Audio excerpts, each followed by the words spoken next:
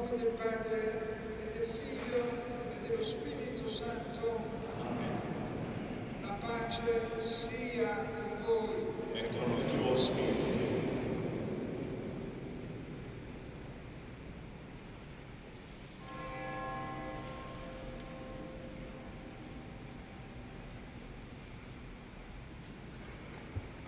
Eccellenza, noi siamo molto felici di poter salutarla in questa chiesa maestosa della parrocchia di Mosta e di darle il benvenuto nelle isole di Malta e di Gozo. Grazie, merhaba, come si dice in maltese, benvenuti.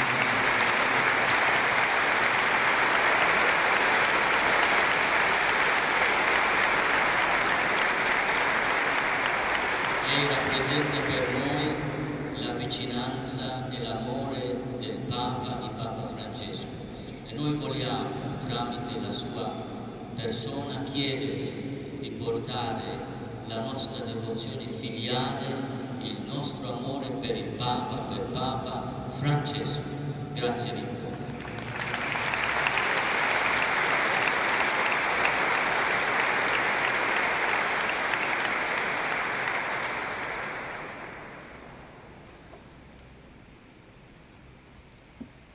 Fratelli e sorelle, per celebrare degnamente i santi misteri riconosciamo i nostri peccati.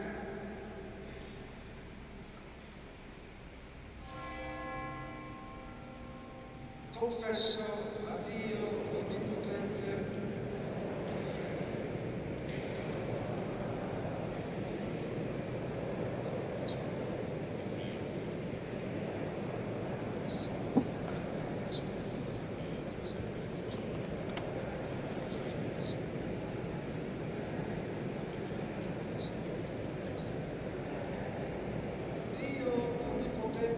abbia misericordia di noi, perdoni i nostri peccati e ci conduca alla vita eterna.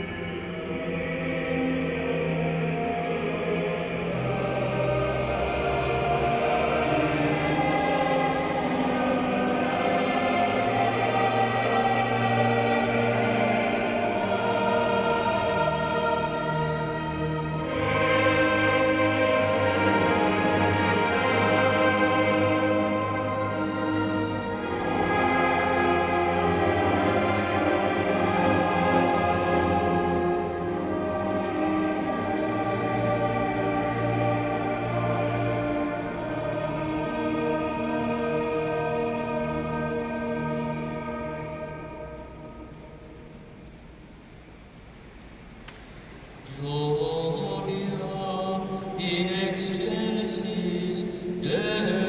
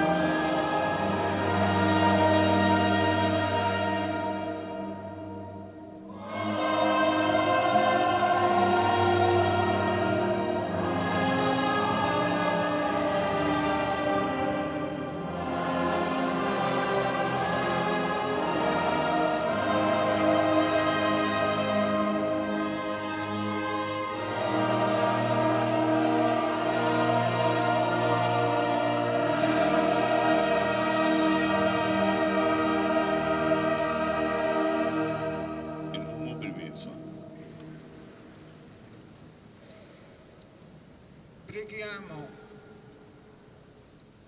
Dio onnipotente ed eterno, che ha innalzato alla gloria del cielo in corpo e anima l'Immacolata Vergine Maria, Madre di Cristo, tuo Figlio, fa che viviamo in questo mondo costantemente rivolti ai beni eterni per condividere la sua stessa gloria. Per il nostro Signore Gesù Cristo, tuo Figlio, che è Dio, e vive e regna con te nell'unità dello Spirito Santo per tutti i secoli dei secoli. Amen.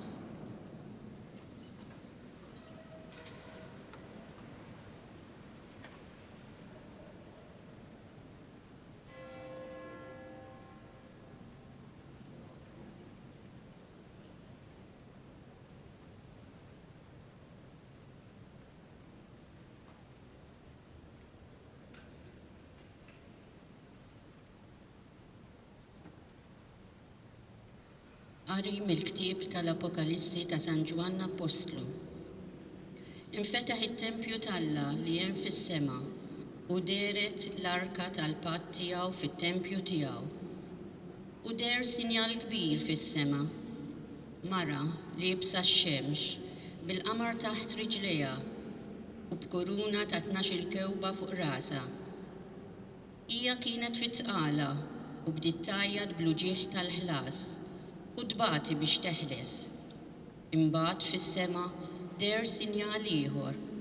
Ara, dragun kbir mill-lewn in-nar, b'7 tirjus u 10 tiqrun, u b'7 diademi fuq irjusu. U b'dembu kienes waħda mit-3 tal-kwiekeb tas-sema u għaddabhom lejn l-art.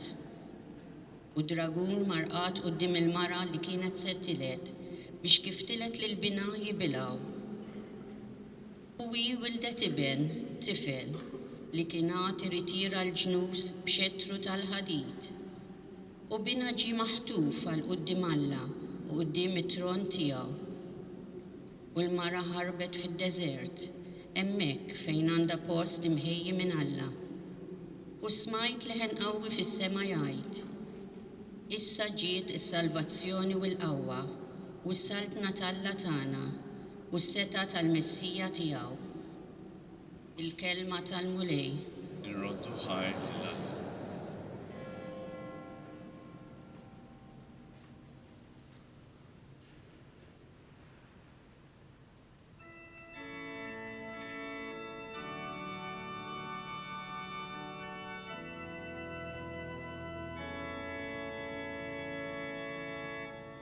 Clemente is-Sultana fid-dawl tal-glorja. Flimkien. Flimkien.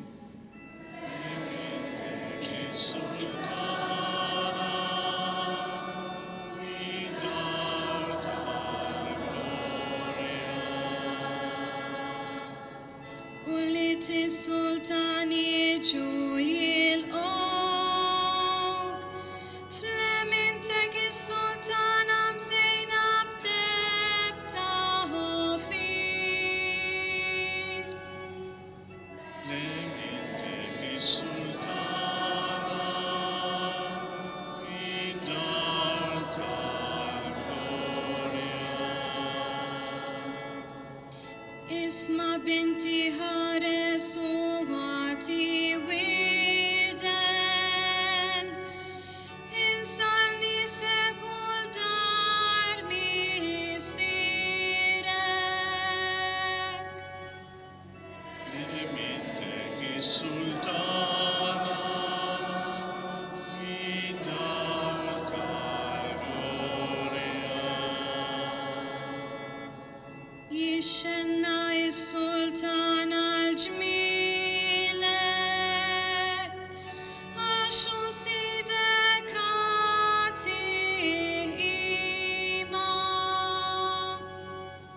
Clemente is-Sultana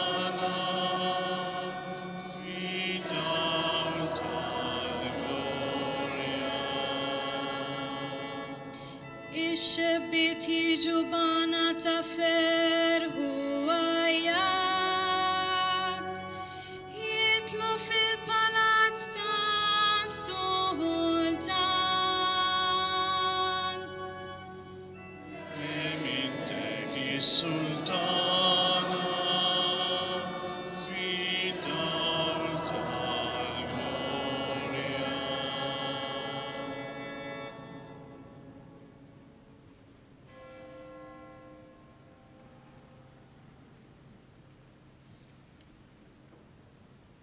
Qari l-ewwel ittra ta' San Pawl Apostlu lil Korinti. Udi. Kristu kien imqajjem tassew mill-imwiet. L-ewwel frott fost dawk li raqdu. Għaliex jekk permezz ta' bniedem feġġet il-mewt, bi bniedem ukoll iseħħ il-qawmien mill-imwiet. Għax bħalma l-bnedmin kollha jmutu f'Adam, hekk il-koll jiksbu l-ħajja fi Kristu. Imma kulħadd skont kif imissu. Jibda l-ewwel frott li hu Kristu. Wara dawk li huma ta' Kristu fihom il-miġġja tiegħu. Imbagħad it-tmiem.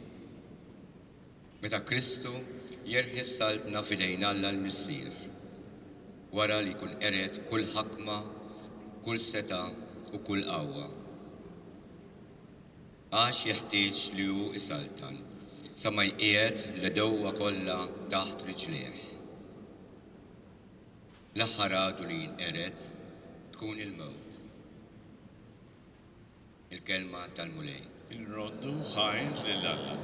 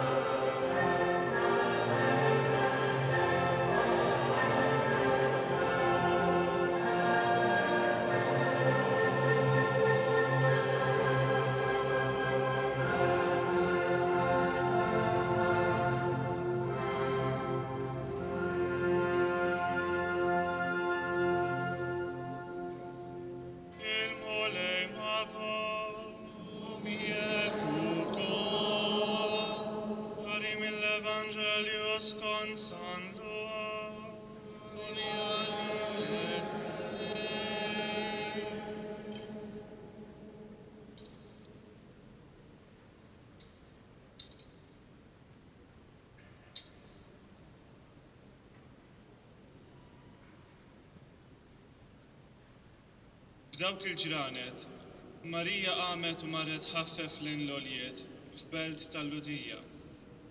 Daħlet għand Zakkarija u selmet lil Elisabetta. Malli Elisabetta semet lil Marija selmila, it-tarbija qabżet fil-ġuf tagħha u Elisabetta imtliet bl-Ispirtu Santu u nfexxet fajta kbira u qalet: Imbirka inti fost in-nisa u mbirek il-frott tal-ġuf tiegħek. U minn fejn ġieni dan li il-mulej tiegħi tiġi għandi? Għaxara, ma li smajt f'idnejja leħen it-tislima tiegħek, it-tarbija li għandi fil-ġuf qabżet bil-ferħ. Iva ħinja dik li jemnet li seħħ kull ma bat jgħidilha il-mulej. Imbagħad qalet Marija: Ruħi tfaħħar il-kobor tal-mulej u l-ispirtu tiegħi jifraħ falla s-Salvatur tiegħi. Għax hu xeħet għajnejh fuq iċ-ċokon tal-qaddejja tiegħu. Iva, minn issa l-qudiem kull nisel isejjaħ li ħinja. Għax is-Setani għamel miegħi ħwejjeġ kbar, qaddis u l-isem tiegħu. Il-ħniena tiegħu tinfirex f'kull żmien fuq dawk li jibżgħu minnu. U wera l-qawwa ta' driegħu, xerret lil dawk li huma mkabbra f'qalbhom. Niżżel is-Setana minn fuq it-tron tagħhom u għolla iċkejknin. Mela b'kull ġid lil min hu bil-ġuħ u l-onja bagħthom il-barra b'xejn. Ħaħsib Iżrael għaddej tiegħu għax ftakar fil-ħniena tiegħu. Bħalma wieqed lil missirietna risq Abram u nislu għal dejjem. Marija baqgħet ma' Elisabetta għal 3 xhur u imbagħad reġgħet lura lejn dara. Il-kelma tal-mulej jittifri lilek Kristu.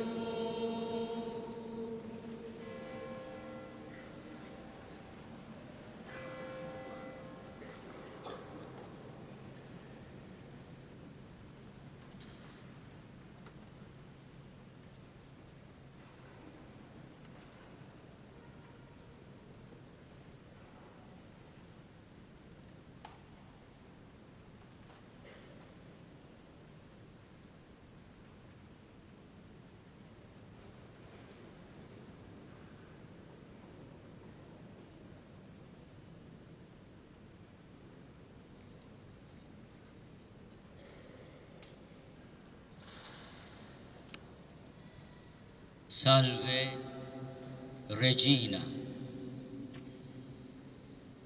Mater Misericordiae.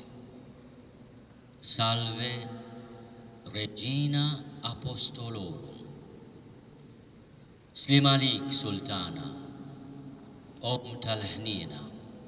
Slim alik Regina tal-Apostli. Eccellenza Reverendissima, Nunzio Apostoliku, aħna unatuk merħba flejt tal-Assunta f'dan it-tempju majestus id-dedikat lil Santa Marija, lil Reġina tal-Apostli. Aħna nixtiequ nġeddu il-lealtà tagħna lejn is-suċċessur ta' Pietru, lejn is-suċċessur tal-Prinċep tal-Apostli. Aħna irridu mhux biss inġeddu il-lealtà tagħna u d-devozzjoni tagħna lejn is-suċċessur tal-Prinċep tal-Apostli, imma rridu narfu f'Papa Franġisku il-pedament tal-kattoliċità tagħna, il-pedament tal-għaqda tagħna. Aħna rridu narfu fik, Aziz Nunzju Apostoliku, dak li jirrappreżenta il-blata li fuqha Ġesu bena u jibni il-Knisja tiegħu. Is-setat tal-infern ma jelbuwix. Imma aħna rridu wkoll illum fil-festa ta' Santa Marija fl-Eid tal-Assunta infaħru lis-Sultana bħala s-Sultana tal-Apostli. I tallimna namlu dak li għajdilna Ġesu li qal min jisma lilkom jisma lili. Min ma jismax lilkom ma jismax lili. Għax dik il-kelma li ħallejtinna fit-tieġ ta' Kana, dak it-tieġ għażiż li fih inti kont mistiedna u għaddejja tal-mulej. U għax kont mistiedna inti għat-tieġ ta' Kana kif mistieden Ġesu. Imma Ġesu kif jirrakkontanna t-tieni kapitlu ta' San Ġwan, dikinhar ma ġiex waħdu. Miegħu ġew id-dixxipli tiegħu. Ki konna nħarsu lejn l-aħħar parti tal-ewwel kapitlu tal-Vanġelu ta' San Ġwan u noddu ftit l-ismijiet tad-dixxipli ta' Ġesu li kienu diġà ltaqgħu miegħu. Jiena jekk min issejjer żball għax hawn ħafna professuri aqwa minni hawnhekk illum. Għoddejt lill-Andrija, lil Pietru, lil Ġwanni, ovvjament lil Ħosebedew, lil Filippu u l-Natanael. Kien hemm diġà 6 mit-12 l-Apostli li marru ma' Ġesu għat-tieġ ta' Kana. Tradizzjoni qawwija fil-Lvant tajt li l-arus fit-tieġ ta' Kana kien Ġuda Taddew li kien qarib ta' Ġesu u għalhekk tispjega il-fatt li l-Madonna kienet mistiedna. Allura anke fl-arus tat-tieġ ta' Kana għandna 7 apostlu. U hawnhekk l-ewwel avveniment fil-Vanġeli niraw il-Madonna tiltaqa' mad-dixxipli ta' Ġesu li minn dixxipli l-mulej kellu jagħżilhom biex isiru mibgħuta, apostolos, dawk li huma mibgħuta biex iħabbru il-bxara tajba. It-tieni kapitlu meta jirrakkonta il-miraklu fit-tieġ ta' Kana, dak li l-Madonna mbottat il-Ġesu biex jagħmel, għalilha meta qaltlu m'għandhomx inbit, imma aħna x'għandna x'naqsmu mara. U tgħidilhom għamlu dak li jgħidilkom hu. U jbiddel l-ilma f'inbit. Inbit tant tajjeb li min kien responsabbli ma nafx jekk kienu xejdulu best minn dak iż-żmien. Għallu inti l-inbit it-tajjeb tħalli għall-aħħar meta kollha xorbani daw pratikament. Tant kien tajjeb l-inbit li l-mulej għamel minn dawk il-ġarar mimlijin l-ilma l-ġarar tal-purifikazzjoni, ġarar enormi. Il-Papa Franġisku fil-kumment tiegħu fuq dan il-Vanġelu tat-tieġ ta' Kana jgħid dan ifisser kemm Alla magħna huwa ġenerus. Ma jagħtinix bix-xeħħa, imma b'ġenerożità kbira. U kienet Sitna Marija li anqlet mill-qalb ta' Ġesu dan l-ewwel sinjal kif isejjaħlu l-Vanġelu ta' San Ġwan. U l-konklużjoni hija u d-dixxiplu tiegħu raw il-glorja tiegħu u emnu fih. U aħna qegħdin niċċelebraw lejl tal-Assunta bl-istess motivazzjoni. Illum fl-irxoxt ta' Marija naraw il-glorja tal-mulej u nemnu fih. Flemintek is-Sultana fid-dawl tal-glorja. F'Marija Assunta imtella s-sema, illum tidher il-glorja tal-mulej. Kif il-missier fit-tnissil tagħha ħarisa minn kull teba ta' dnub. Il-glorja ta' bina fit-tmiem tal-kors ta' ħajjita ħarsita mit-taħsir tal-qabar. Mhux destin tagħna dan. Aħna jidfnuna u nsiru trab. Sirrandani fakruna trab kont u trab għat-tissir. Imma aħna nemnu fix-xirka tal-qaddisin fil-qawma mill-imwiet u fil-ħajja ta' dejjem. U f'Marija jingħatanna sinjal kbir fis-sema li jgħidilna l-weda li jagħtikom Ġesu. Min jikol dan il-ħobs jgħix għal dejjem. Min ikun ħaġa waħda mija jiena nqajmu fl-aħħar jum. Mhuwiex diskors firaħ u vojt. Dan l-avveniment ta' fidi imma avveniment fl-istorja iqawwi l-fidi tagħna f'Ġesu is-sit tal-glorja li hu s-sit tal-ħajja, is-sewwa, it-triq u l-ħajja li aħna wkoll qatt nirxuxtaw. Kif jgħidilna l-Apostlu missierna fit-tieni qari tal-lum. Jekk permezz ta' bniedem feġġet il-mewt, bi bniedem ukoll li seħħ il-qawmien mill-imwiet. Għax bħalma l-bnedmin kollha imutu f'Adam, hekk il-koll jiksbu l-ħajja fi Kristu. Imma kulħadd skont kif imissu. Sitna Marija ġiet magħżula minn bina biex tgħaddi minn din l-esperjenza qabilna ħatkun għalina tama. Hekk insejħula wkoll fis-Salve Reġina. Slim għalik Sultana, Om tal-ħnina, ħajja, ħlewwa u tama tagħna. Spess nostra, salve, tama tagħna, slim għalik. Kien hemm mument ieħor meta l-Madonna ltaqat mad-dixxipli fil-Ministeru Pubbliku ta' Ġesu. Kien mument tankwiet għax it-tifel baqa' jinkweta sal-aħħar bħal kull iben.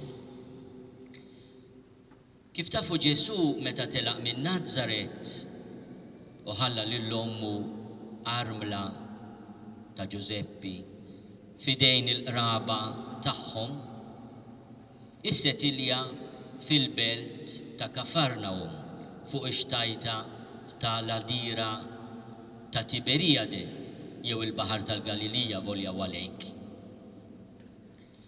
U waslila li t-tifel iġġennen u ġenneti. U marret tfittxu. Il-Vanġilu ta' San Mark jgħidilna għaddew b'miġnun u l-om x'tagħmel. Tmur ħatara x'ġaralu bina u mal-qraba marret biex tieħdu d-dar nimmaġinajin. U Ġesu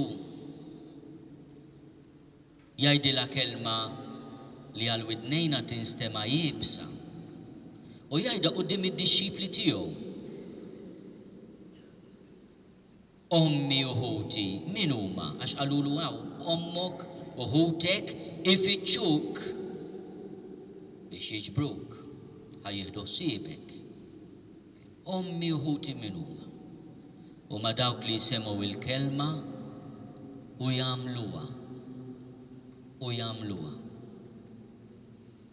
U l-Madonna kif waslilha dak il-kliem jiena nimmaġina li femet li ta' bina Ġesu ma kienx ġenn, imma bħalma kien għamlila meta ntilfila ta' 12 sena kien qiegħed fil-volontà ta' missier. Mhux hekk kien qalilha lila u l-Giuseppi jiena qiegħed fil-volontà fir-rieda fl-amara ta' missieri.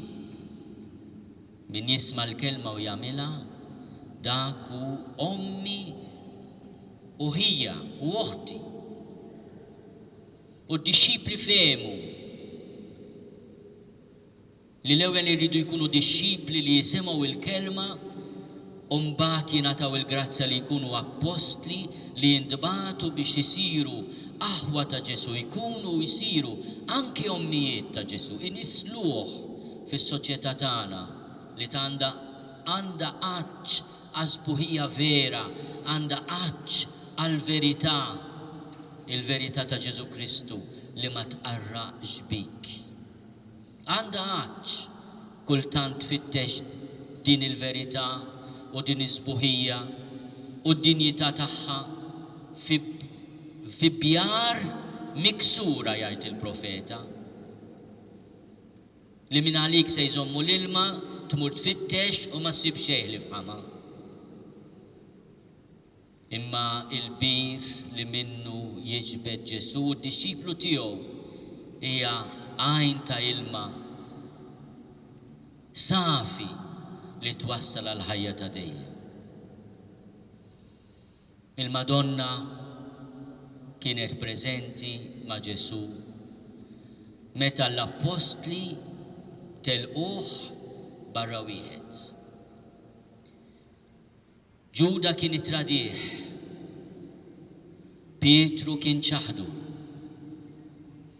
Ġwanni li kien xut ta' tradiment ta' xmum Pietru baqa' jsegwi l-imgħallem.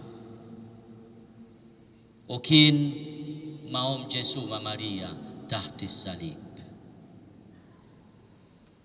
X'dulur ta' dilhom meta tfittex li d-dixxipli li qudiema kienu raw il-glorja ta' bina wemnu, qudiema li qudiemhom semet il-kelma dawn huma ommi u ħuti dawk li semgħu il-kelma u jagħmluha.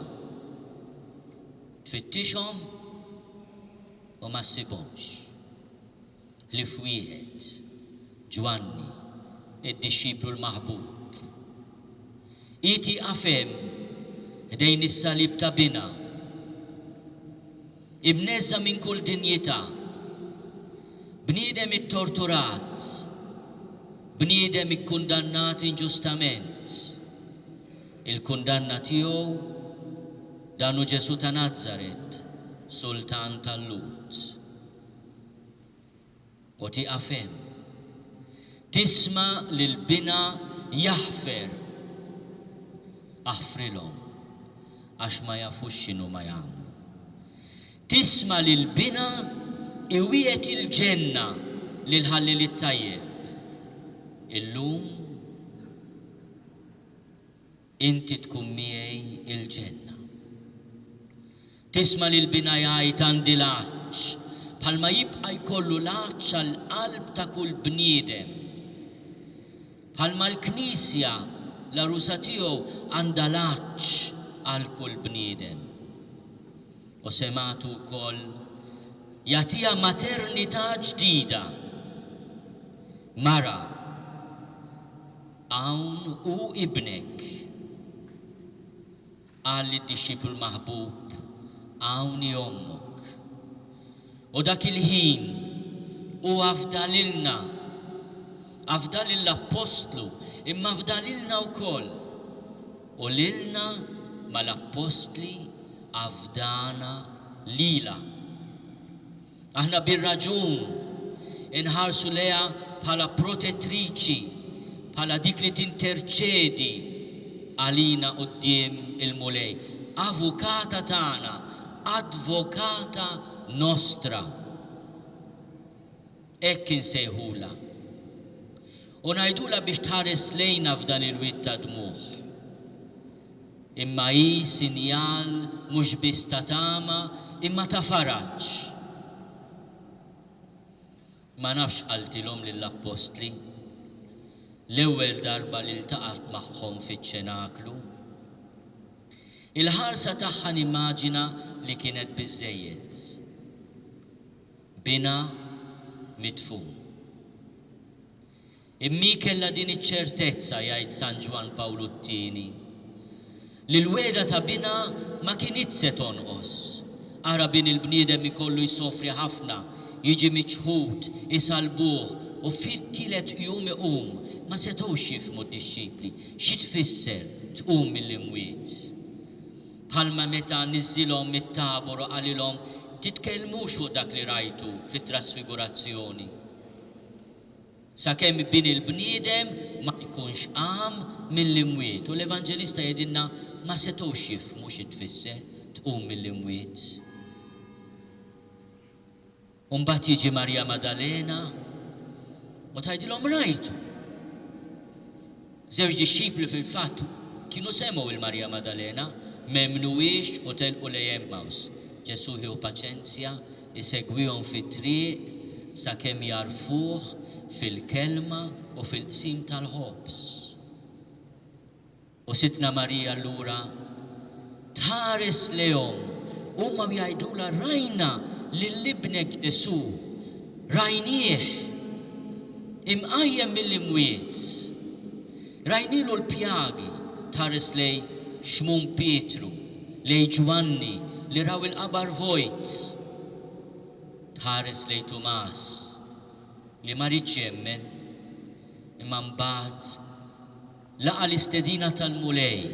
Ejja, newwel subajk, miss il-pjagi tiegħi, poġġi sebak fuq ġenbi, għax intu tmiss il-pjagi tiegħi tfieq minn nuqqas ta' fidi tiegħek, mulej tiegħi u Alla tiegħi. U nimmaġina li ju fil-laqgħa privata tagħha ma' Kristu l-Xost li l-Vanġelu jisktu fuqha imma li tradizzjoni għal sekli tirrepeti u li hija wkoll konfermata minn katekesi sabiħa ta' San Ġwan Pawlu II li l-bina tgħidlu ibni, mulej tiegħi u Alla tiegħi. Għax iva, l-unika li tista' tgħid lill-bina mulej tiegħi u Alla tiegħi. U jgħidilha għaddejja tiegħi, ommi, inti tissieħeb fid-destin tal-qawmien tiegħi. Baqgħet titlob mal-Apostli, s-Sultana tal-Apostli, u maquda magħhom fiċ-ċenaklu narejt il-50 tarhom il-koll mimlija bl-Ispirtu Qaddis tal-mulej, bl-ilsna tan-nar fuq l-irjus tagħhom, jitkellmu b'ilsna ġodda. Joħorġu miċ-ċenaklu verament apostli mibgħuta tal-mulej biex ixandru li Ġesu Kristu miet tassew imma Ġesu Kristu qam tassew. U hi tagħmlilhom kuraġġ bħalma tagħmel kuraġġ lilna. San Ġwan Damaxxenu f'waħda mit-tliet omiliji sbieħ tiegħu dwar l-Assunta jirreferilna li darba minnhom fis-sena 451 l-imperatur ta' dak iż-żmien mar Ġerusalemm. Kien iż-żmien tal-Konċilju ta' Kalċedonja. L-imperatur kien jismu Marċjanu u il-mara tiegħu Pulkerja tfisser sabiħa, mhux se nidħol jien jekk kienx keraw sabiħa, ma isimha kien sabiħ, Pulkerja. U dawn l-imperatur u l-mara tiegħu xtaqu ikollhom bħala rigal mingħand l-Isqof ta' Ġerusalemm il-ġisem ta' Ġesu. Ma ngħidilkomx li l-Isqof Ġuvenale kien jismu Juvenalis, Ġuvenale għallhom nini, Imma San Ġwan de ma xenu jirrakonta f'waħda mill-omeliji. Li risposta tiegħu kienet hekk. Jiddispjaċini. Imma Sittna Marija meta ntemm il-kors tal-ħajja tagħha quddiem l-Apostli ittieħdet is-sema. Fuq rikjesta tal-Apostlu Tumas fetħu l-qabar tagħha u l-ġisem tagħha ma sabuħx. U għalhekk l-Apostli konkludew li kienet ittieħdet is-sema. Dan huwa tagħlim preżenti fil-Knisja ta' Ġerusalemm sa mill-eqdem żmien u li l-ewwel dokumentazzjoni tiegħu huwa proprju mis-sena 451.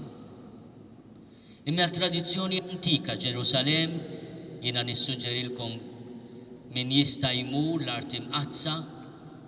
Waħda mill-affarijiet sbieħ tal-Art Imqazza li tkun tista' tmur ħdejn il-qabar tal-Madonna Ġerusalemm, propju ħdejn il-ġnien taż-Żebbuġ fit-tarf tiegħu.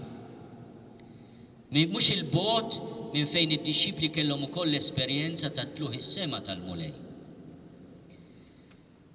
Sekli wara inkiteb rakkont ħelu li b'xi mod jikkonferma dawn id-dettalji essenzjali tal-isqof Ġuvinale lill-Imperatur Marċjanu.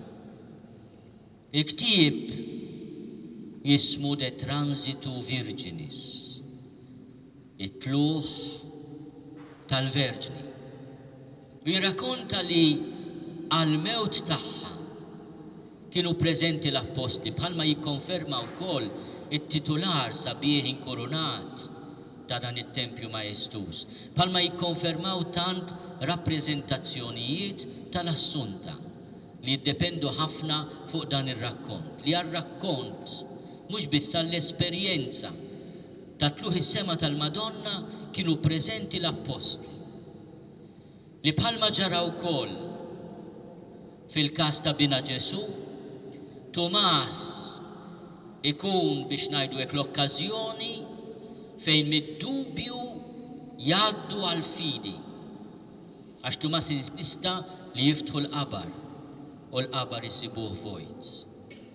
Ir-rakkont jitkellem dwar estasi li kellha l-Madonna fejn tiltaqa' mill-ġdid mal-Anġlu Gabriel qabel il-mewt tagħha u jagħtiha palma. Jgħid din il-palma iġorruha quddiem il-kefen tiegħek u tibda tipprepara għal-mewt tagħha. Meta mbagħad iridu jġorruha l-qabar, jgħidu isma' Pietru inti trid tiġġorra din l-imbirka palma tal-Madonna, jgħidilhom le jiena m'iniex dehn. Iġorra Ġwanni. U jġorra Ġwanni din il-palma. Dan huwa rakkont antik. Aħna ma konniex hemm, ma nafux. Imma nilqgħuh bħala messaġġ għalina. L-Apostli iridu jxandru mhux biss il-fidi fil-qawmien tal-iben, imma kif ikkonferma is-suċċessur ta' Pietru fl-ewwel ta' Novembru 1950 il-fidi fl-irxoxt tal-om. Għax il-fidi fl-Assunta hija fidi kattolika, hija fidi konfermata mill-Apostli li marru ma libat imkejjen u rkejjen tad-dinja. U għalhekk meta illum aħna nagħtu merħba lir-rappreżentant tal-Papa Franġisku fostna, l-Nunzju Apostoliku bħala Knisja f'Malta. Aħna nqimuha bħala Riġina tal-Apostli, nifmu li l-fidi li qegħdin niċċelebraw illum hija fidi konfermata mix-xhieda tal-Apostli. Hija konfermata mis-suċċessur ta' Pietru u għalina m'hemm bżonn ta' konferma oħra. Isma' binti, ħares u għati widen. Jitaxxa is-sultan bi ġmielek u int għaxu sidek għatih qima. O Marija, aħna l-Maltin nafu kemm qawwija l-protezzjoni tiegħek. Dan it-tempju fuq kollox, ħelisa u jalla jibqa' jeħlisa. Minn dak kollu li jridu l-bnedmin. Huwa xhieda wkoll tal-protezzjoni tiegħek. Bħalma kienet xhieda tal-protezzjoni tiegħek 75 sena ilu il-miġja fil-port tal-konvoj li salvana mill-ġuħ u mit-telfien assigurat. Aħna nqimuk bħala l-avukata tagħna, bħala s-sultana tagħna. Aħna rridu nkunu xhieda tal-fidi tal-Knisja li inti sinjala lina tat-tama fil-qawmien. Fik il-mewt tilfet, rebħet il-ħajja. Fik aħna naraw il-glorja ta' ibnek u nemnu fih. Salve, Regina, Mater Misericordiae. Salve, Regina Apostolorum. Viva Santa Maria.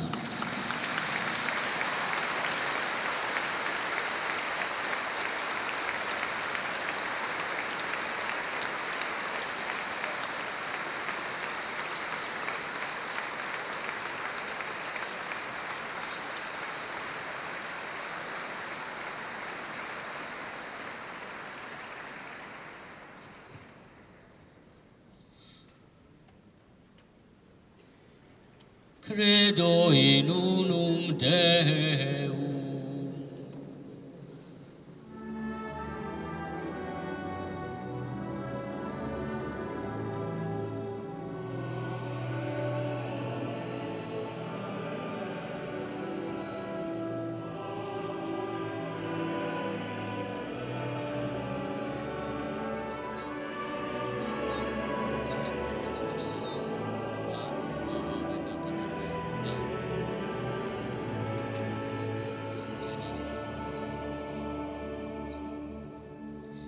Et in unum Dominum Iesum Christum, Filium Dei unigenitum,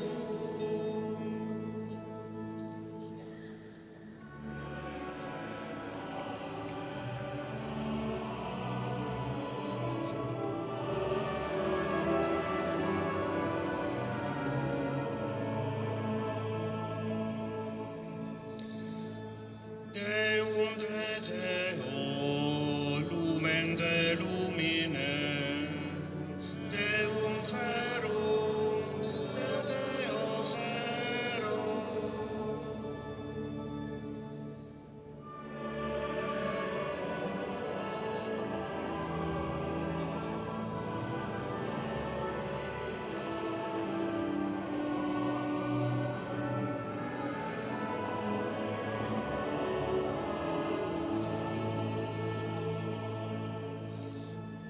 Qui propter nostrum est, et propter nostram salutem, descendit de celis.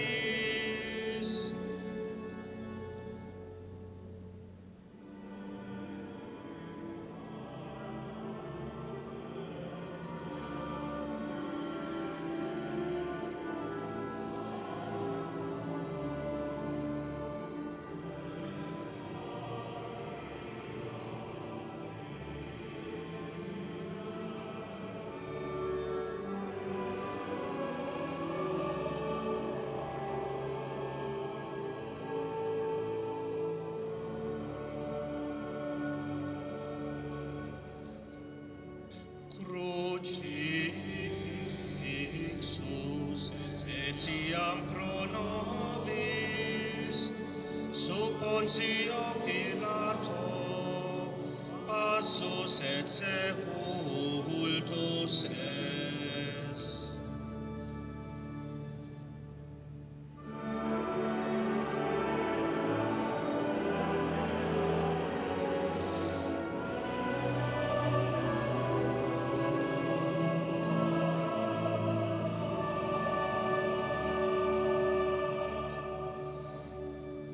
Et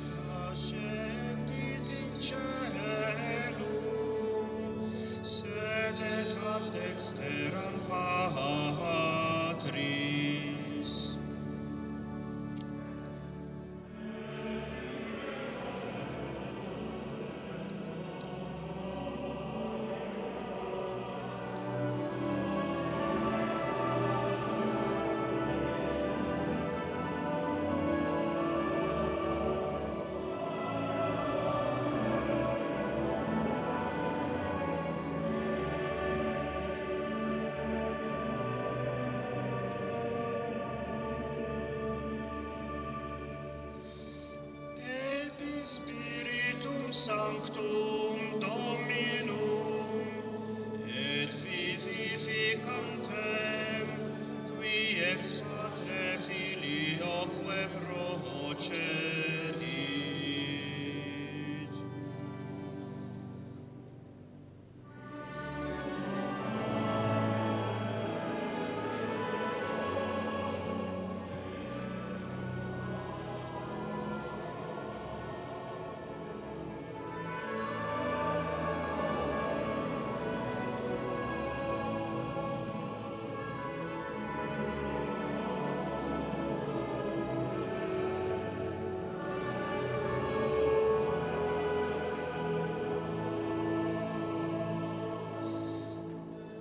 Et unam sanctam catholicam et apostolicam ecclesiam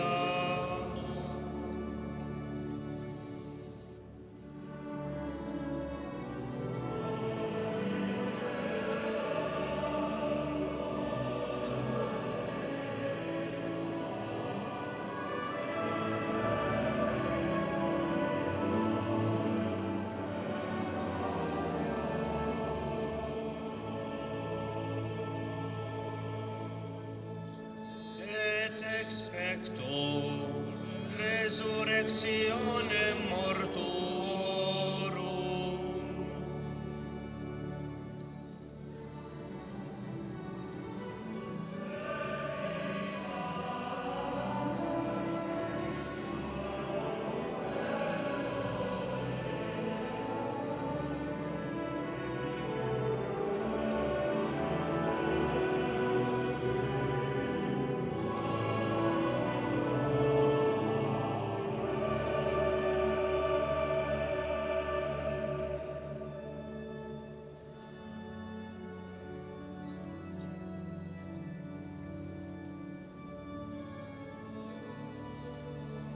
Amen. Amen.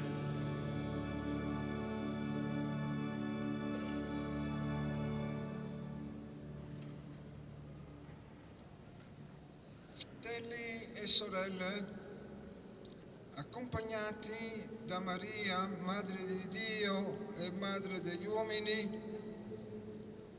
affidiamo al Signore la nostra preghiera. kun mal-Knisja tiegħek ħalli ssejjaħ lill-insara kollha biex taħt il-ħarsien tal-Verġni Marija jimxu dejjem fit-triq tal-fidi skont ir-rieda tiegħek. Nitolbu. Ismana nitolbuk mulej.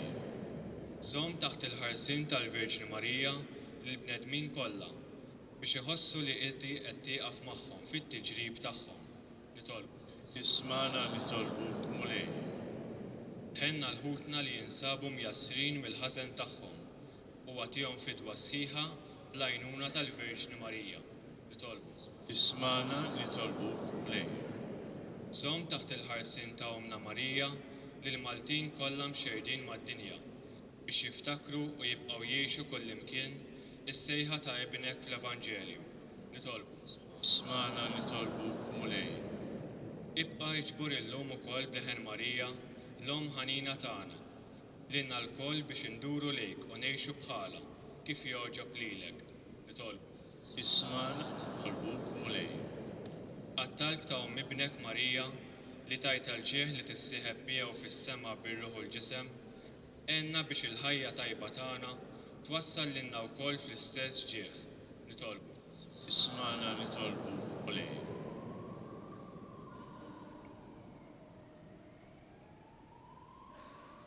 Accogli, o Dio nostro Padre, la preghiera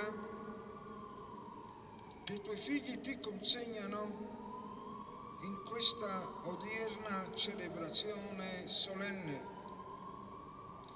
Accompagna la nostra fiduciosa speranza con la gioia che ci dà la grazia di compiere come Maria la tua santa volontà.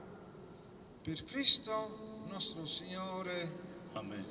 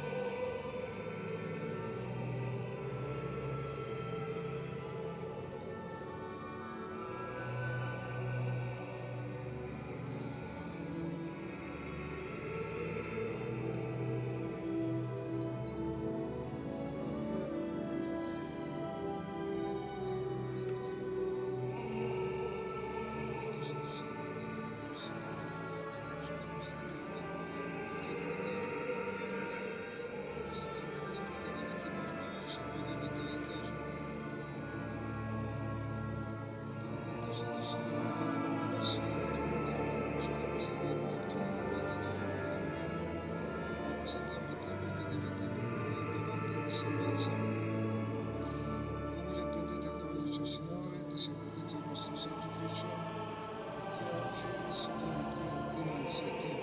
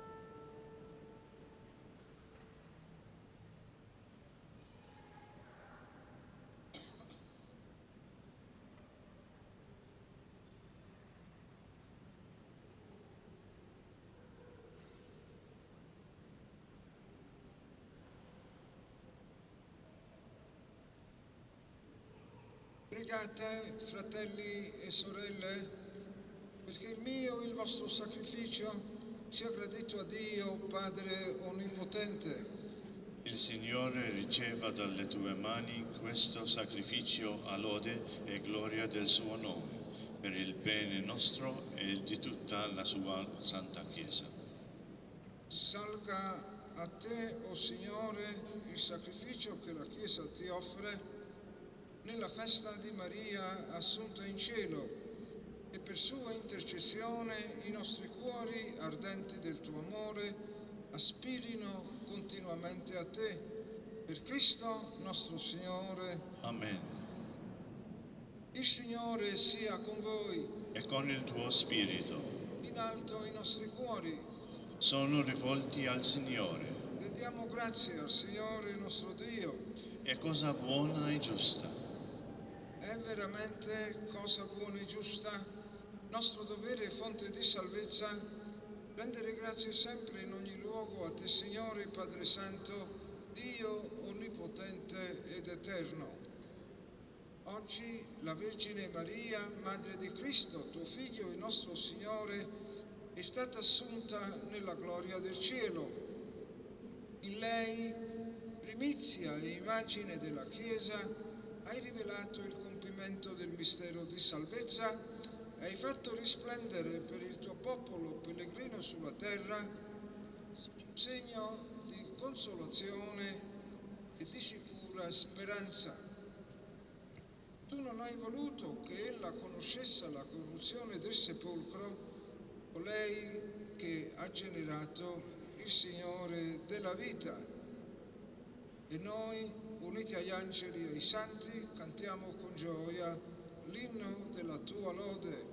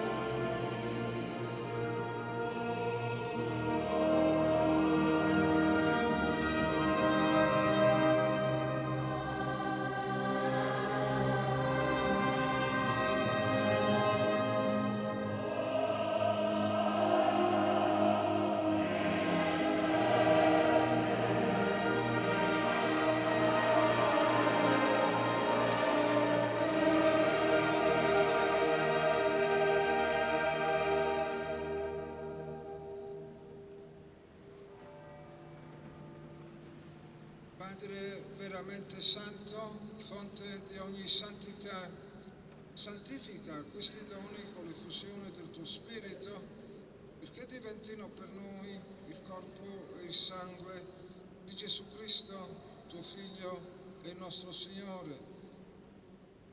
Egli, offrendosi liberamente alla sua passione, prese il pane e rese grazie, lo spezzò, lo diede ai suoi discepoli e disse: prendete e mangiatene tutti, questo è il mio corpo offerto in sacrificio per voi.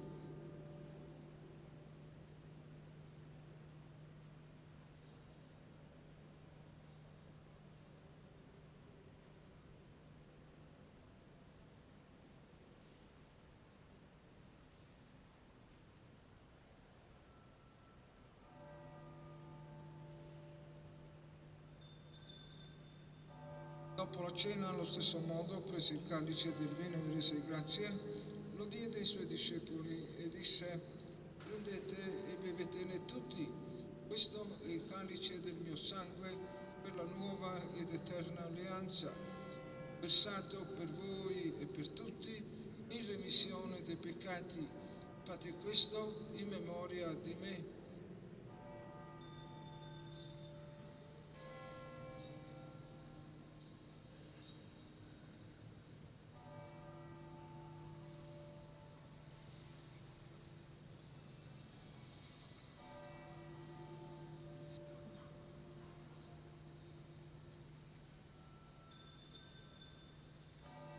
Mistero della fede.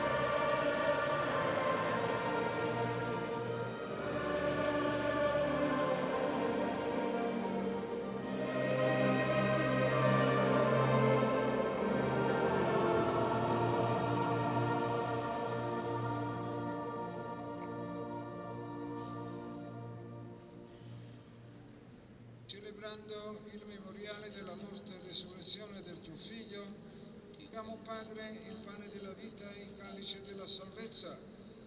Rendiamo grazie per averci ammessi alla tua presenza a compiere il servizio sacerdotale. Ti preghiamo umilmente per la comunione al corpo e al sangue di Cristo, lo Spirito Santo ci unisca in un solo corpo.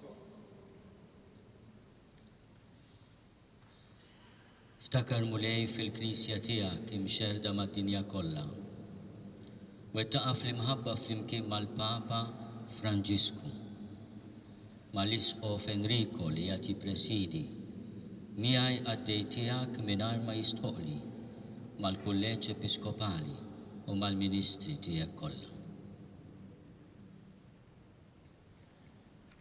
افتكروا ukoll fudna li raqdu bit-tama tal-qawmien, iftakar fil-mejtin kollha.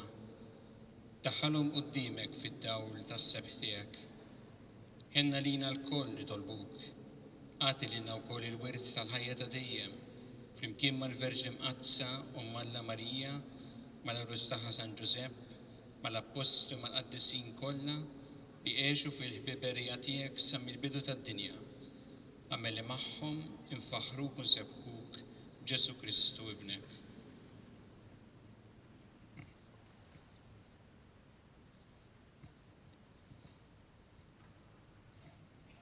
Per Cristo, con Cristo e in Cristo, a te, Dio Padre Onnipotente, nel gloria per tutti i secoli dei secoli. Amen. Guidati dallo Spirito di Gesù e illuminati dalla sapienza del Vangelo, possiamo dire: Padre nostro che sei nei cieli, sia santificato il tuo nome, venga il tuo regno, sia fatta la tua volontà, come in cielo e così in terra.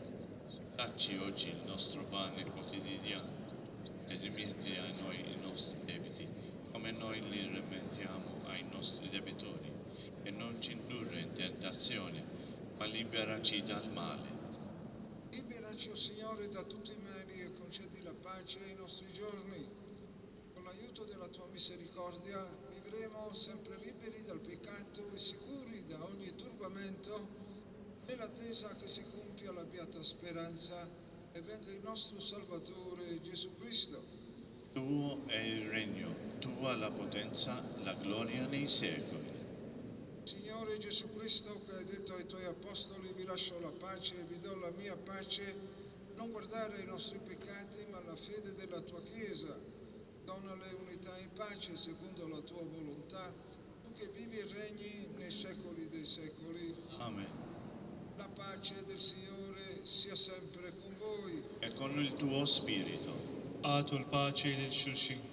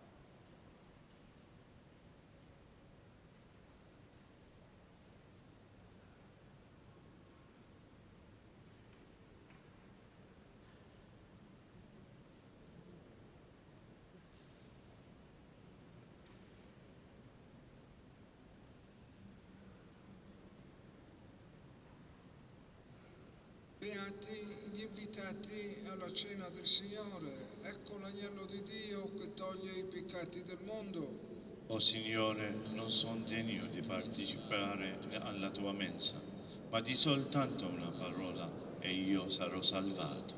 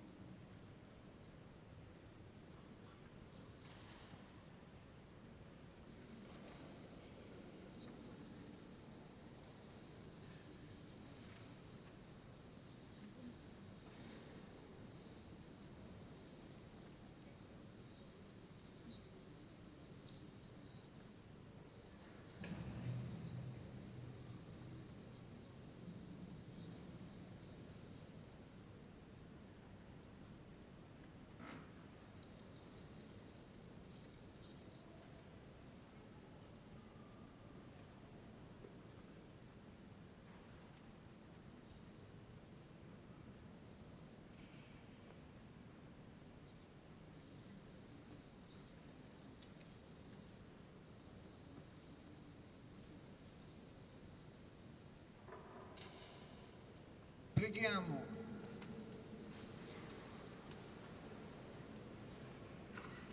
O Dio, che in questo sacrificio eucaristico ci ha resi partecipi della tua salvezza, fa che per l'intercessione della Vergine Maria assunta in cielo giungiamo alla gloria della risurrezione.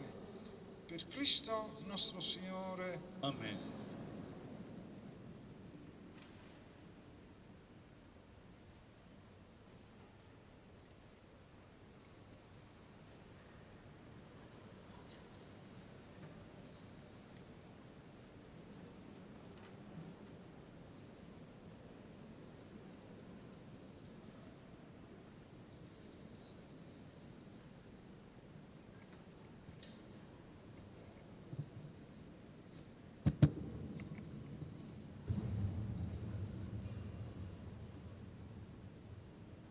Eccellenza Reverendissima, l'Arcivescovo di Malta, Arċisqof ta' Malta, miei cari confratelli del sacerdozio, eżis ħuti fis-saċerdozju, miei cari fratelli e sorelle, eżis ħuti. consentitemi anzitutto di dire un grande grazie all'Arcivescovo carissimo, Arcivescovo Charles Scicluna, Ippermettu li qabel kollox nirringrazzja lill-Arċisqof Aziz Charles Scicluna le amabili, profonde parole di benvenuto che mi ha rivolto għal kliem sbieħ u profondi ta' merħba li huwa tani e soprattutto per l'invito che mi ha fatto a presiedere come primo atto del mio servizio di rappresentante pontificio fuq kollox għall-istedina li għamilli biex nippresjedi din il-quddiesa bħala l-ewwel att uffiċjali bħala rappreżentant tal-Papa f'Malta. questa solenne celebrazione eucaristica nella solennità dell'Assunzione di Maria Propju li nippresjedi din il-quddiesa solenni fis-solennità ta' Marija mtella s-sema. in questa bellissima e storica chiesa parrocchiale. Din il-knisja tan sabiħa u storika.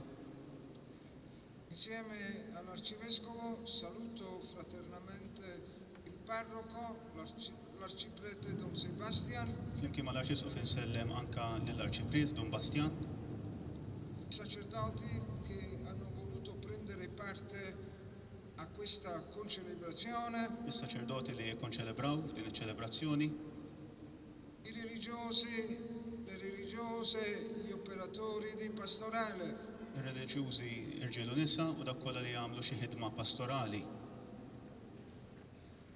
un particolare saluto sia consentito di rivolgere allo Speaker del Parlamento della Repubblica di Malta, Ippermettu li nagħmel anka tislima speċjali lill-Speaker tal-Parlament tar-Repubblika ta' Malta, il signor Angelo Farrugia, Dottor Angelo Farrugia,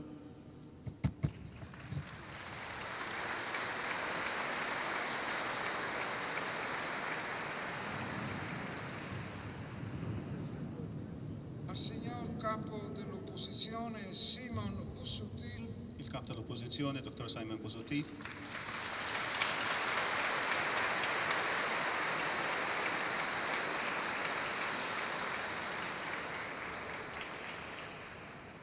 al signor sindaco di Mosta Keith Kassar, u l-Sindku tal-Mosta kif kassar.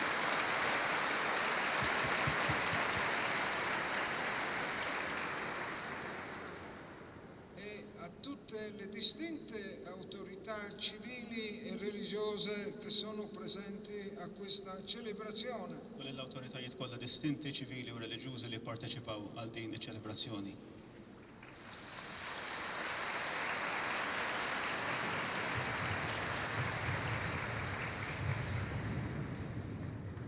Come forse avrete saputo, Kif forsi smajtu, sono arrivato a Malta soltanto pochi giorni fa jien wasalt Malta biss ftit jiem ilu e un po' per volta cerco di approfondire la mia conoscenza del contesto culturale, sociale e politico u bil-mod il-mod qed nipprova nsir naf dejjem iktar il-kuntest soċjali, kulturali u politiku.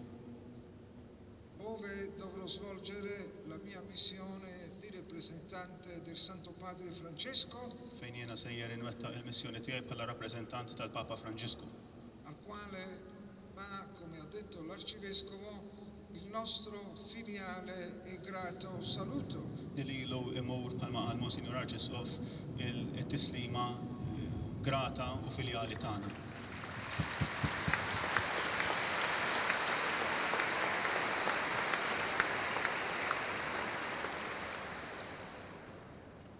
In questi giorni, sin dal mio arrivo a Malta, parecchi mi hanno chiesto quali sono le mie aspettative e qual è il mio programma di rappresentante pontificio.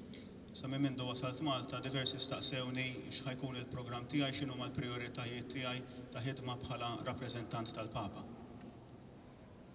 Ho cercato di rispondere in termini semplici Provajt inweġibhom b'diskors sempliċi bi kliem sempliċi.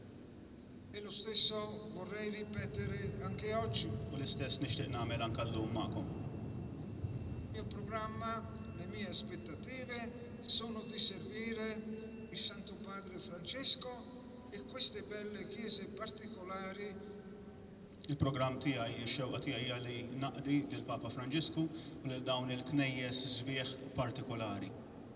con gioia Ħafna ferħ e al meglio delle mie possibilità. u mill-aqwa tal-kapaċitajiet tiegħi.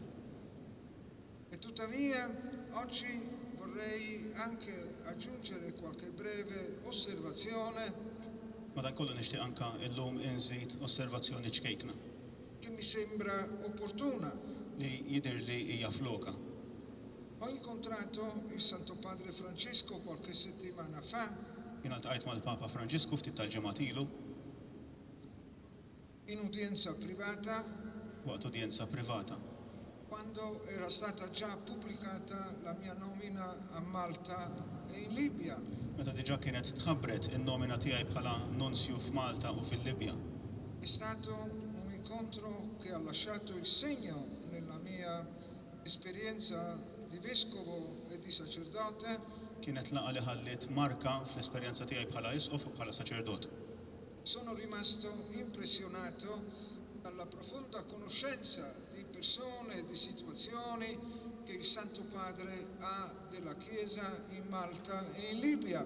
Għajt mill-qut, mill-arfien personali u profond li l-Papa għandu dwar il-persuni u dwar il-ċirkostanzi, dwar il-Knisja f'Malta u dwar il-situazzjoni fil-Libja.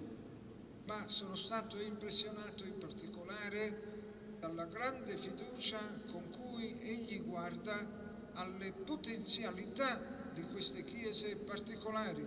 Imma bqajt ukoll mill-qut bil-mod pożittiv u ta' tama li l-Papa għandu il-mod kif iħares lejn dawn il-knejjes partikolari.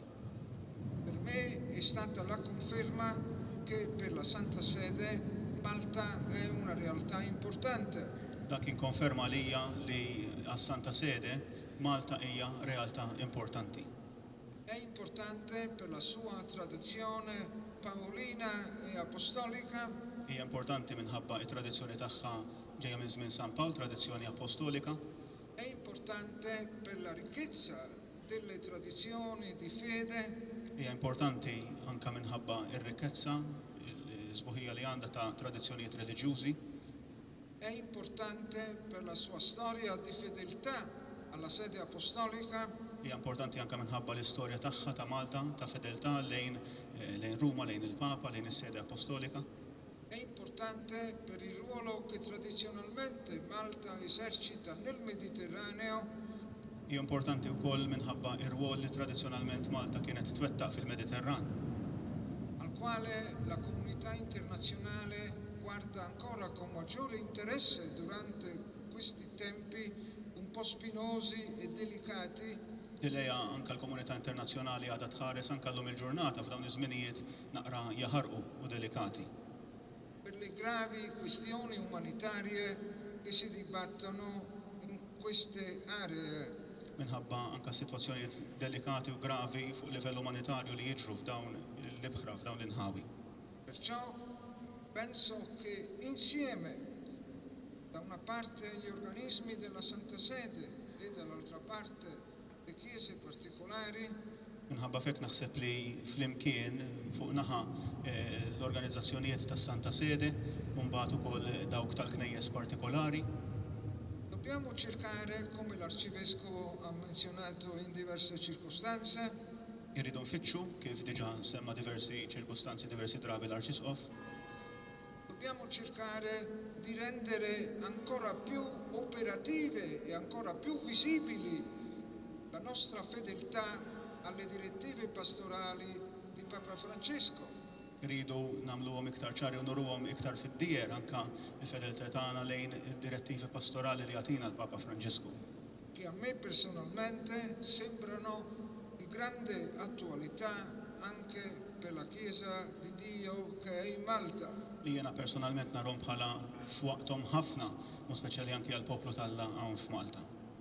Seconda osservazione, It-tieni osservazzjoni, per l'esperienza personale che ho maturato in più di 40 anni di servizio alla Santa Sede in giro per il mondo, fl-esperjenza mill-esperjenza personali tiegħi li jinni naqdi lill-Knisja għal iktar minn 40 sena madwar id-dinja, so bene che per le chiese di grandi tradizioni di fede com'è quella di Malta, naf tajjeb li għal knejjes li għandhom tradizzjoni kbira u antika ta' fidi bħal mija Malta, qualche volta si corre anche un rischio sottile, kultant ikun hemm anke riskju fin, come Papa Francesco più volte ha sottolineato, kif anke diversi drabi saħaq il-Papa Franċisku, e cioè il rischio di guardare più al passato anziché al futuro, ir-riskju li nħarsu iktar lejn li modi milli lejn il-ġejjieni. il rischio di autocompiacimento nel guardare tutta la grande tradizione di fede che abbiamo ereditato dai nostri padri. Ir-riskju li noqogħdu nieħdu ħafna gost bejn nfusna meta nħarsu lejn dawn it-tradizzjonijiet sbieħ ta' fidi li writna mingħand missirijietna. E perciò la parola, l'insegnamento, la testimonianza di Papa Francesco U minħabba fekk il-kelma, il-xhieda, it-tagħlim tal-Papa Franġisku mi sembrano molto attuali nell'invitarci ad un atteggiamento un poco diverso. narhom bżonn jużi biex jistednuna għal atteġġament naqra differenti. Papa Francesco, ricordate, è vero che volete bene a Papa Francesco, avete stima di Papa Francesco, è vero? Veru li għandna tiftakru il-Papa Franġisku li għandkom stima leh, idulu iwa xi konna Un applauso a Papa.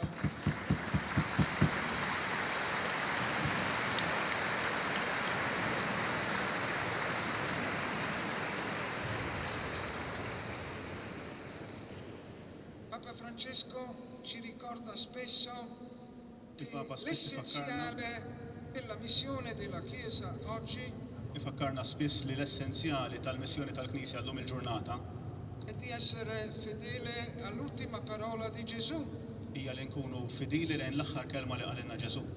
Andate nel mondo intero, Morru fid-dinja kollha annunciate la buona novella a tutti i popoli. u xandru l-bxara tajba lil bnedmin kollha. Questo significa, dice il Papa, andare significa che non possiamo fermarci, Il-Papa jfakkarna li morru ifisser li ma nistgħux nieqfu. non possiamo restare seduti dinanzi alle sfide dell'ora presente. Ma nistgħux nibqgħu bil-qiegħda quddiem l-isfidi li tippreżentanna id-dinja tal-lum.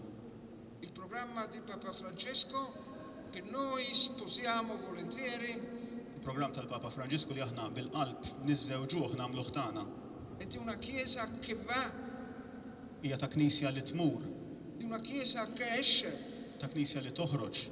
Dice lui che esce dalle sacrestie, Jgħidilna biex noħorġu mis-sakristiji. una Chiesa che va per il mondo, Knisja li tmur itterraq fit-toroq tad-dinja. una Chiesa in movimento. Knisja li tiċċaqla.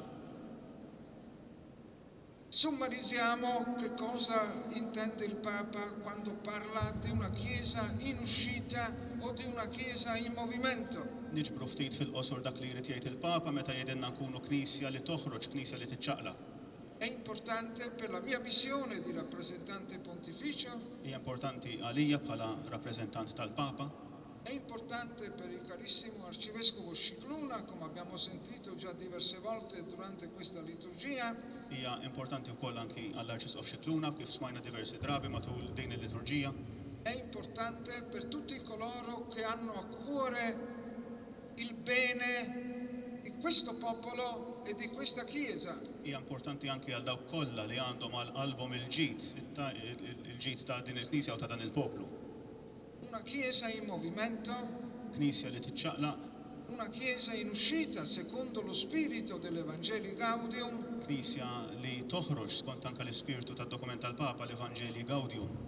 è in primo luogo una Chiesa che va verso tutti, Hija Knisja li tmur lejn kulħadd senza discriminazioni, mingħajr diskriminazzjoni, senza differenze, mingħajr ma tagħmel differenzi.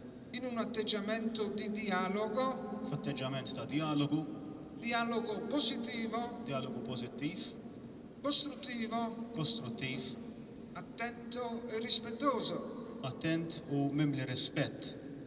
Secondo, It-tieni, è una Chiesa, il Papa ripete spesso, che deve amare le periferie, deve andare verso le periferie, non solo verso il centro. il-Papa spiss ukoll jisħaq li aħna rridu nkunu knisja li toħroġ u tfittex lil dawk li huma fit-truf tas-soċjetà mhux biss li naqdu lil dawk li huma fiċ-ċentru.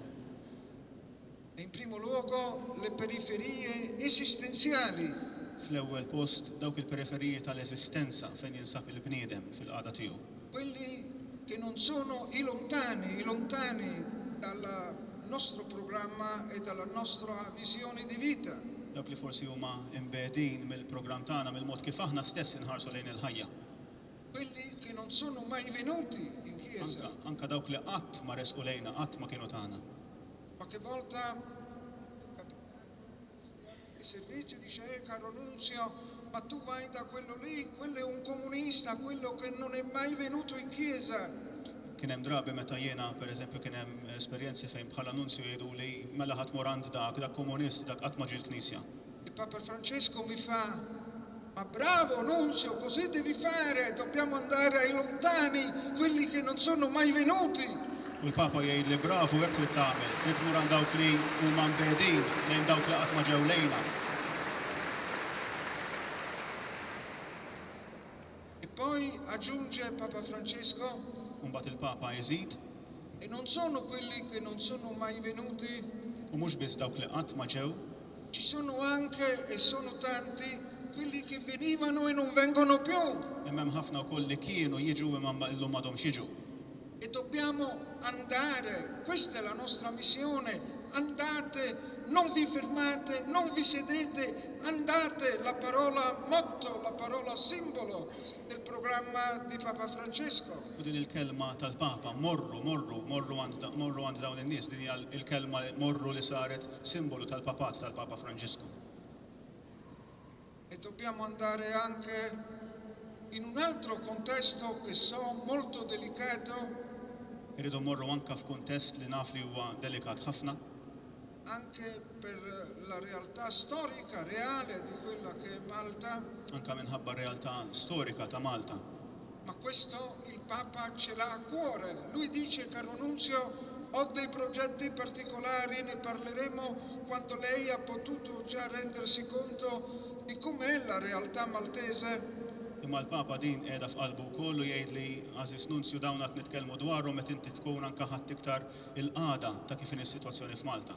Vi prego di accogliere questa parola del Papa con tutta la devozione e lo spirito filiale di cui siete capaci. Nitlobkom li tilqgħu din il-kelma tal-Papa bl-iktar devozzjoni u bl-iktar imħabba ta' wlied li tagħha intkom kapaċi. Dobbiamo continuare la grande tradizione di carità che ha animato il cammino di fede di questa Chiesa, dei vostri padri. Irridu nkomplu anke karatteristika kbira ta' karità li dejjem animat anke l-Knisja sa minn żminijiet ta' missirijietna. Dobbiamo andare anche verso le periferie materiali. Irridu morru anke lejn il-periferiji, it-truf materjali. I poveri, gli ammalati, lo fate con grande zelo. Lil-foqra, lil-morda dak nagħmluh b'ħafna ħeġġa. Ma dobbiamo andare anche verso i migranti, verso i profughi, verso i rifugiati che bussano alle nostre porte. Imma dan l-atteġġament irridu nuruħ ukoll ma' dawk li jiġu jħabtu fuq il-bibien tagħna, ir-refuġjati, l-immigranti. Dobbiamo sentirci messi in discussione. Irridu nħossu li aħna parti minna din il-ħaġa. La ricchezza della vostra fede è la parola che Paolo, migrante, ha annunciato. Hija r-rikkezza tal-fidi tagħna u hija kelma li anke Pawlu li ġie fostna bħala immigrant kien qalinna. E come possiamo chiudere oggi U kif nistgħu nagħlqu porte illum il-bibien tagħna dinanzi ai tanti Paolo che bussano quddiem tant Pawlijiet li jiġu jħabtu fuq il-bibien tagħna alla nostra sensibilità pastorale e cristiana. li jħabtu fuq il-sensibilità, sentimenti insara tagħna. Terza, ultima osservazione. It-tielet u l-aħħar osservazzjoni, Papa Francesco mi diceva, il-Papa Franġisku qalli dice, caro Nunzio, devo dire la verità, a volte mi domando se non è troppo quello che domando. il-Papa stess qalli Aziz Nunzio ma nafx jekk kultant huwiex iżejjed dak li jiena qiegħed nitlob.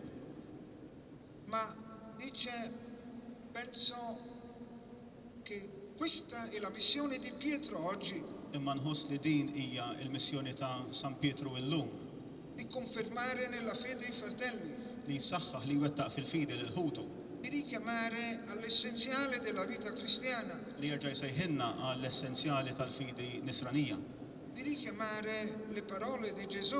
li jfakkar fil-kliem ta' Ġesu. E io vi ripeto, dice Papa Francesco, U l-Papa jgħidilna jiena anke nerġa' nirrepeti, lo dica alla Chiesa in Malta, jgħidilhom lill-Knisja f'Malta la parola di Gesù il-kliem ta' Ġesu è di andare li tmorru con gioia, bil-ferħ, con fiducia nello Spirito che ama la Chiesa. ħafna fiduċja fl-Ispirtu Santu li jħobb il-Knisja. Dica alla Chiesa in Malta Ejt lill-Knisja f'Malta di non imbottigliare lo Spirito Santo, di non mettere lo Spirito Santo dentro una li ma bottiglia, talaqx lill-Ispirtu Santu ġo xi fl-ixkun, di lasciare che lo Spirito lavori in profondità, imma li tħalli pjuttost lill-Ispirtu li jaħdem fil-font in ascolto delle suggestioni e dei consigli che egli darà. fis-smieħ ta' suġġerimenti tal-erf li hu jixtieq jaqsam. Eccellenza Arcivescovo Char, Aziz Eccellenza Arċisqof Charles, 10 anni fa, quando ci siamo incontrati per la prima volta in Vaticano, 10 snin ilu meta ltqajna l-ewwel darba fil-Vatikan, quando lei era promotore di giustizia alla Congregazione per la Dottrina della Fede, meta int kont il-promotur tal-ġustizzja fil-Kongregazzjoni għad-Dottrina tal-Fidi, io nunzio apostolico in Bosnia ed Erzegovina, u jiena kont nunzju apostoliku fil-Bosnia Herzegovina. ho mai pensato che un giorno 10 snin ilu ħadd ma kienx għaddili minn rasi li għad xi darba tiġi ġurnata avrei avuto la gioia di servire la Chiesa di Dio che in Malta, li għad xi darba kien ħajkolli x-xorti li naqdi l-Knisja il-poplu tal-la f'Malta. lo spirito della grande tradizione paolina, Fl-ispirtu ta' tradizzjoni kbira ta' San Paolo avendo come arcivescovo Vostra Eccellenza. u li kolli l-eċċellenza tiegħek bħala arċisqof miegħi. Il Papa saluta tutti, Il-Papa jsellmilkom il-koll ma soprattutto incoraggia tutti. imma wkoll jagħmlilkom ħafna kuraġġ. Il nostro programma, Il-programm tagħna, le nostre aspettative, ix-xewqat tagħna, l-aspettattivi tagħna, andiamo con gioia ejja mmorru bil-ferħ per le vie che lo Spirito ci indica, fit-toroq li l-Ispirtu Santu jiftħilna qudiemna u jurina, per le vie che hanno fatto grande questa Chiesa. fit-toroq li għamlu kbira lil din il-Knisja. Vi raccomando alla Infakkarkom, vostra preghiera nitlobkom it-talb tagħkom e affido a Maria assunta in cielo u nafda fidejn Omna Marija mtella s-sema, segno di consolazione e di sicura speranza sinjal ta' faraġ u ta' tama ċerta i nostri comuni progetti di servizi il-proġetti komuni tagħna tiegħu tagħkom ta' servizz e attraverso la materna intercessione di Maria u permezz tal-interċessjoni tagħha bħala domando abbondanza di grazie, nitlob bosta grazzi, abbondanza ta' grazzi, abbondanza di consolazione e di gioia, abbondanza ta' faraġ u ta' ferħ, abbondanza di zelo apostolico, abbondanza ta' żelu apostoliku di ardore paolino u ta' ħeġġa Pawlina in tutti e ciascuno di voi f'kull wieħed u waħda minnkom nella Chiesa di Dio che è in Malta e in Libia. fil-Knisja ta' Alla li tinsab hawn f'Malta u anke fil-Libja fejn jaqdi l-eċċellenza tiegħu. Thank you very much.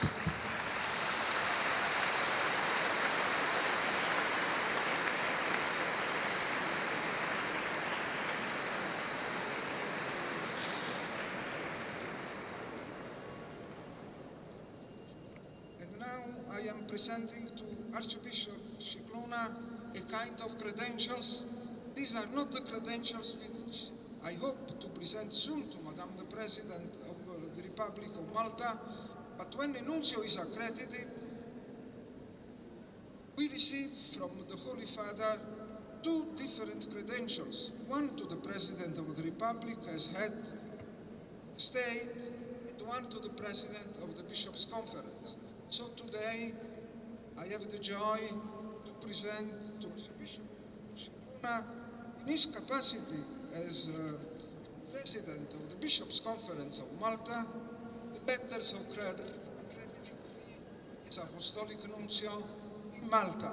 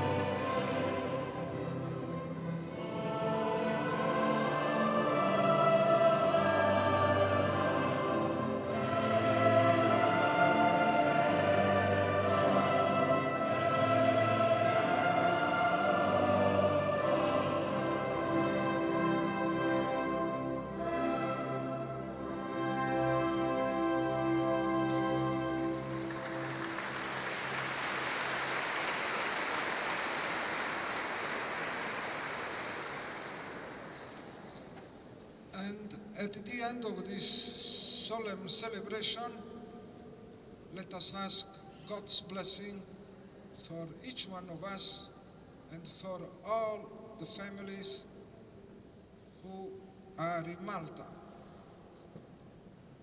I would like to tell you also that the blessing I am imparting is the blessing of the Holy Father personally. He requested me to impart, especially on the first occasion when I was presenting my credentials to the President of the Bishops' Conference, a special blessing to all those who were attending the ceremony. So it is like he, the Holy Father, personally, he would be present in our midst. And to this blessing, therefore, is attached the indulgentia plenaria, if you remember well, the plenary indulgence by which all what we should suffer in the purgatory, it is cleaned from our souls. In order to gain this plenary indulgence, we must pray for the Holy Father, Holy Mary, and our Father, and the glory be to the Father. So personally, after the celebration, you are invited to pray these 3 short traditional prayers for the intention of the Holy Father, together with the Holy Communion we have already received and the sacrament of the reconciliation you have already received. And by that, all what we should suffer in the purgatory, it is cleaned from our souls.